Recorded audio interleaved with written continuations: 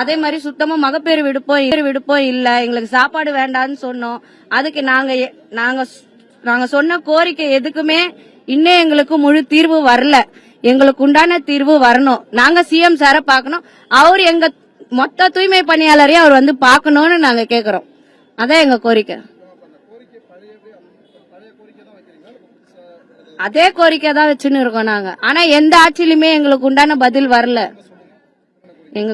எங்களுக்கு வந்து எப்போ பணி நிரந்தரம் வேணும், அப்புறம் வந்து மாத விடாய் விடுப்பு வேணும், மகப்பேறு விடுப்பு வேணும், வார விடுப்பு வேணும், எங்களுக்கு சாப்பாடு வேணாம், எங்களுக்கு சம்பள உயர்வு வேணும், எங்களுக்கு வந்து சுத்தமா பாத்ரூம் எதுவுமே கிடையாது.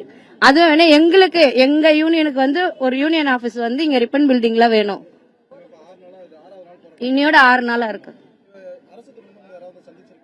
அரசு துறையில எங்களை வந்து நேத்து வந்து அமைச்சர் சந்திச்சாரு. அமைச்சர் மோகன் சந்திச்சாரு, ராஜ்மோகன். ஆனா ஒரு பேச்சு வந்து இன்னும் எங்களுக்கு சரியான பதில் இல்ல. நாங்க முதலமைச்சரை பார்த்து நாங்க சொல்றோம் அப்படின்னு சொல்லிருக்காங்க. அவர்கிட்ட பேசிட்டு சொல்றோம் அப்படின்னு சொன்னாங்க. ஆனா இன்னும் சரியான பதில் எங்களுக்கு வரல. ஆனா அவர் பதில் கொடுக்கற வரைக்கும், எங்களை சிஎம் சார் பாக்குற வரைக்கும் எங்க போராட்டம் தொடரும். என் பேரு மகாலட்சுமி. நான் 8வது மண்டலத்துல 102வது வார்டுல வேலை செய்யறேன்.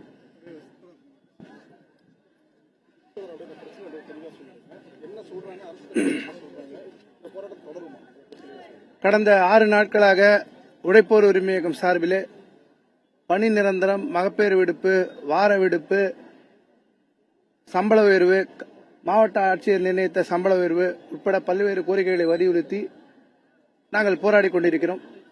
இந்த நேரத்தில் வந்து காவல்துறை ரொம்ப அராஜகமான முறையில், ரவுடித்தனமான முறையில் தொடர்ந்து செயல்பட்டு வர்றாங்க. அவங்க எங்களுக்கு வந்து ஜனநாயக முறையில் போராடுவதற்கு செய்ய விடுறதில்லை.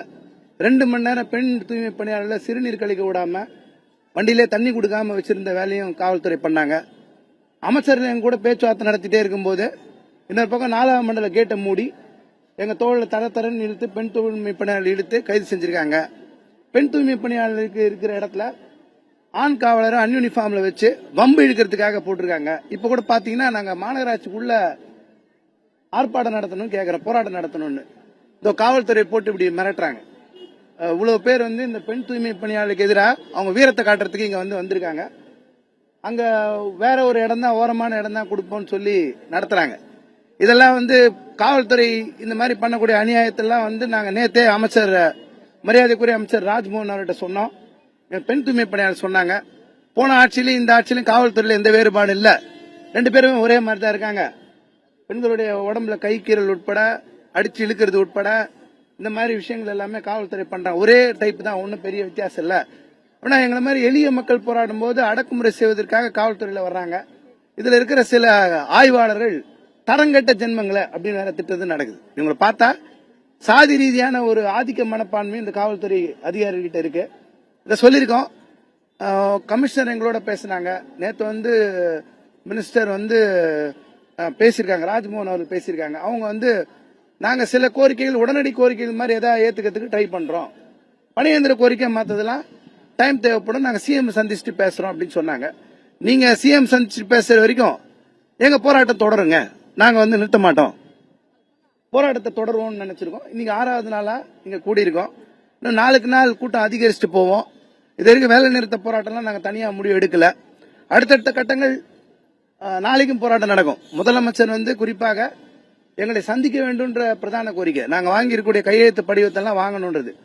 அப்படி வாங்காம நடத்துறாங்க அப்படின்னு ஒரு முடிவு பண்ணா நாங்க எங்களுடைய போராட்டம் தொடருவோம். இன்னைக்கு வந்து 6 நாள், இன்னையோட 7வது நாளுக்கு ரெடி ஆகும்.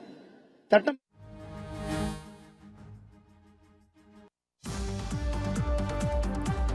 பணி நிரந்தரம் போன்ற 9 கோரிக்கைகளை முன்வைத்து தூய்மை பணியாளர்கள் இன்று 6வது நாளாக சென்னை ரிப்பன் மாளிகை அருகே போராட்டத்தில் ஈடுபட்டனர். அதனைத் தொடர்ந்து தூய்மை பணியாளர்கள் செய்தியாளர்களை சந்தித்து பேட்டியளித்த காட்சிகளை தற்போது பார்த்தோம்.